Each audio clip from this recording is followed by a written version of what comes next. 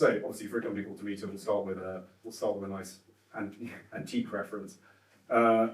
We are obviously in the business of selling information, and we don't just sell any information, we sell, for my money, the most useful kind of information, which is reference data. And people always ask me what we actually mean by reference data.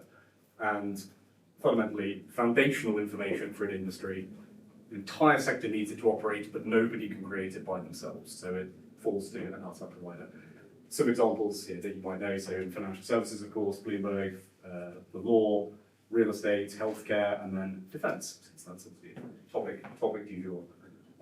But fundamentally, every single domain of the economy is underpinned by one or a small number of these reference data companies. And indeed, they always have been.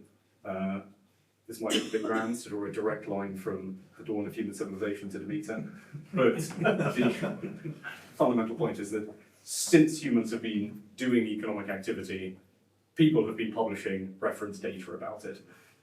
This actually is not Babylonian. This is the first, I should say, the oldest surviving Farmer's Almanac. So carved on these pillars is the appropriate dates to do different agricultural activities, but the Babylonians were at it as well. That's what's so hot on their record keeping. Moving through time, obviously this is a selection, but the Antonine itinerary, this was a published list of all of the roads and way stations in the Roman Empire with the travel times between them, so you could plan your journeys. Practica della Mercatura, which was a compendium of tariffs, the currencies that were used in different cities, the languages that you had to speak to operate in those cities. Lloyd's List, of course, London's very own, which started out as a publication of all the ships arriving in England. Credit bureaus emerged in the 19th century. Janes grew out of a man's particular fascination with drawing ships when he lived in Portsmouth, and is now the premier provider of defence intelligence. IMS Health, a partner on Sackler of Purdy Farmer and OxyContin fame. He set up a company in the 50s to collect data on physician prescribing practices.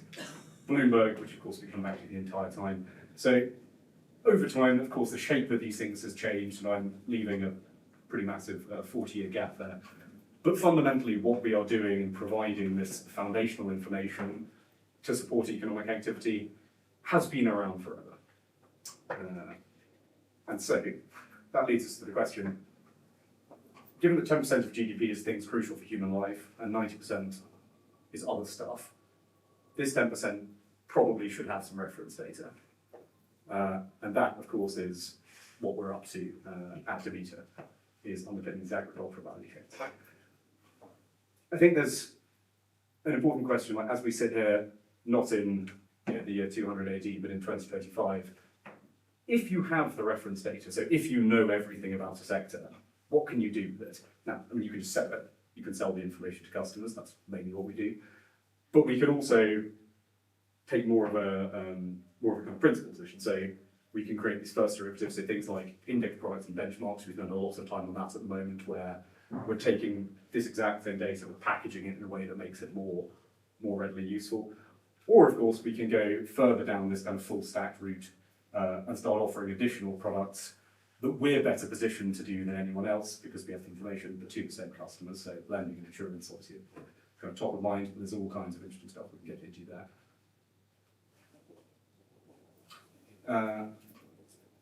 I think reference data, when it was Lloyd's List, I'm sure was very, very useful. But now, as an increasing number of decisions are taken without a human in the room, knowing that an AI agent is not talking nonsense because it's relying on actual, verified, auditable data, I think becomes increasingly important. And of course, the ability of these agents and tools to make use of data is far greater than ours is. So this is one enormous reason that I think reference data is positioned to benefit enormously from AI. And then the question, of course, that people also ask me the whole time is, oh, Hugh, if this is so obvious and so important, so foundational, why hasn't he done it?